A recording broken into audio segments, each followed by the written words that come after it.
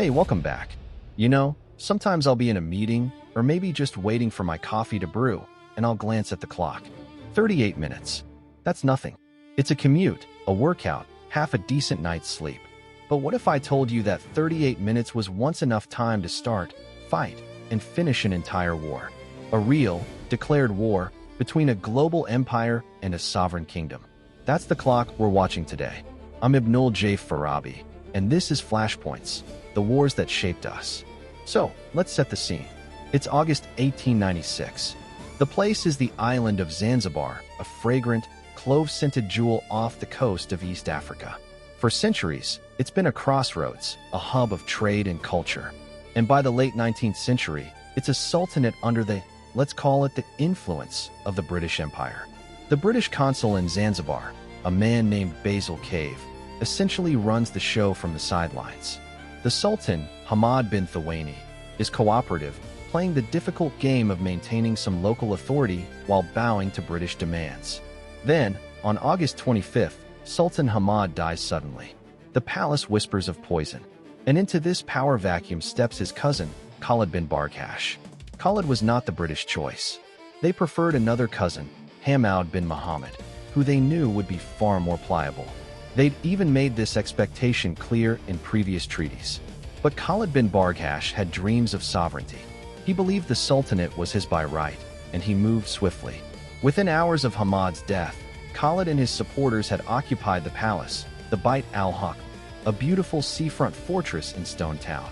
He had a force of about 2,800 men, mostly civilians and palace guards, with a few ancient cannons and a couple of machine guns. And he had a royal yacht, the Glasgow, a modest wooden vessel armed with a few guns. This was his navy. Khalid's move was a direct challenge to the British Empire, and he knew it.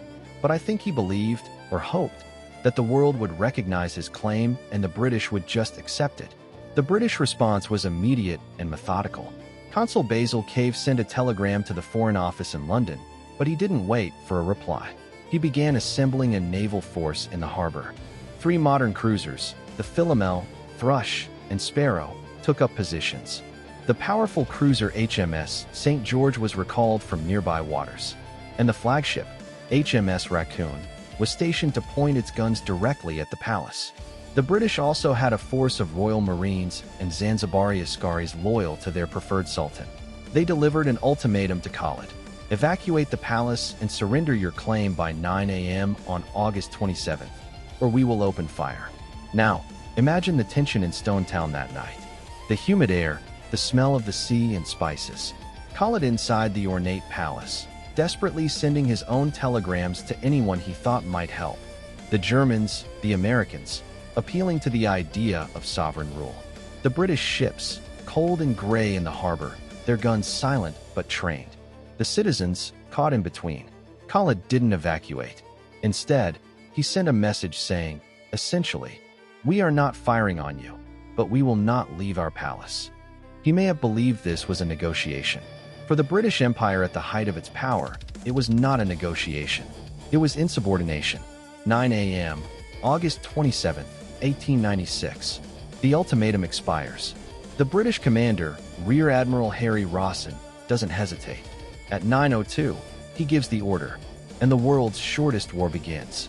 The first shots from HMS Raccoon and the other ships are devastatingly accurate. They weren't aiming to scare, they were aiming to destroy. The stone and wood of the palace complex offered no protection. The Sultan's ancient cannons were smashed almost immediately. The royal yacht, the Glasgow, bravely or foolishly, opened fire on the St. George. It was a hopeless gesture. The British cruisers returned fire and sank the Glasgow in minutes. Inside the palace, it was chaos. Khalid's forces were overwhelmed by the sheer explosive force of modern naval artillery. The palace was on fire, the harem was exposed to the street, and his troops were fleeing. Khalid himself, seeing the hopelessness, did what many leaders in his position have done. He ran. He escaped through a back door, sought sanctuary in the German consulate, and would eventually be exiled.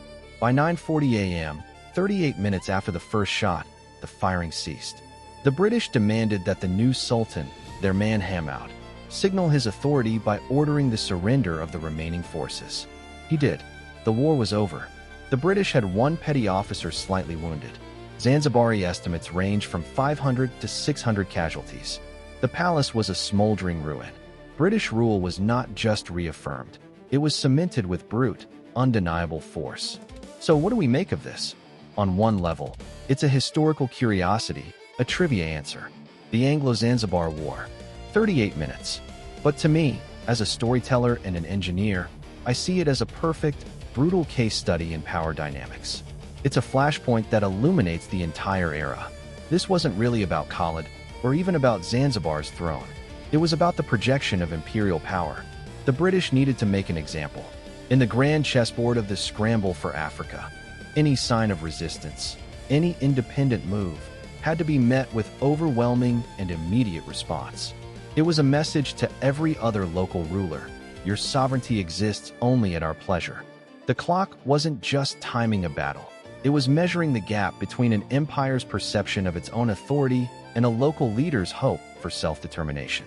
And in 1896, that gap was exactly 38 minutes wide. There's a personal reflection here for me, too. Coming from Bangladesh, a land that fought a long and bloody war for its own independence, I think about the asymmetry of conflict. I think about Khalid, in his palace, believing in the rightness of his cause, appealing to the rules of inheritance and sovereignty. And then I see the British warships, representing a different set of rules entirely. The rules of geopolitics, of raw power, of imperial convenience. It's a reminder that history is so often written by those who hold the bigger guns, and sometimes they can write a whole chapter in the time it takes for you to finish your morning coffee. The war reshaped Zanzibar instantly. Sultan Hamad was a puppet, and British control became absolute, shaping the island's politics and economy for decades. The ruined palace was cleared, and a new one was built. Today, you can visit the site, now a museum. The Glasgow was later razed and scrapped, and the record, that 38-minute mark, still stands. It's a story that feels almost absurd in its brevity, but profound in its implications. It shows us how quickly the world can change, how a single, defiant act can trigger a cascade of events measured not in years, but in minutes. It reminds us that the wars that shape us aren't always the long, grinding struggles. Sometimes, they are the blinding flashes, the sudden, violent corrections that show us, with terrifying clarity, exactly where the power lies. Thanks for listening to this episode of Flashpoints. If this story of history's shortest war made you think, if it gave you a new perspective on how power works in our world, please do share it with someone. Tell them about the 38-minute war. It's a conversation starter, for sure. And if you're new here, I'd be honored if you subscribed wherever you get your podcasts. For more deep dives into the forgotten conflicts that define our present, visit our producers at Light Not Studios. https://www.lightnotstudios.com. I'm Ibnul J. Farabi. Until next time, take care.